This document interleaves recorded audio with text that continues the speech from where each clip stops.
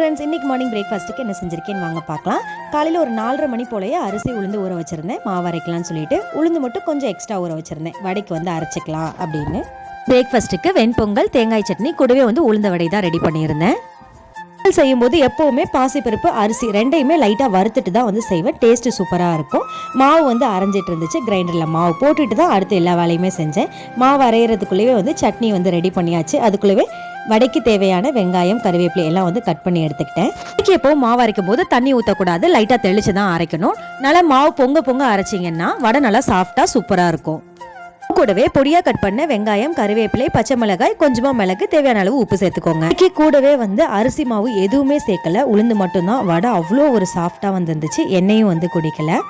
உங்களுக்கு உளுந்த வடை எப்பவுமே ஒரு சூப்பரான காம்பினேஷன். இன்னைக்கு மார்னிங் பிரேக்ஃபாஸ்ட் சூப்பரா ரெடி ஆயிடுச்சு. வீடியோ பிடிச்சிருந்தா மறக்காம சேனலை சப்ஸ்கிரைப் பண்ணுங்க.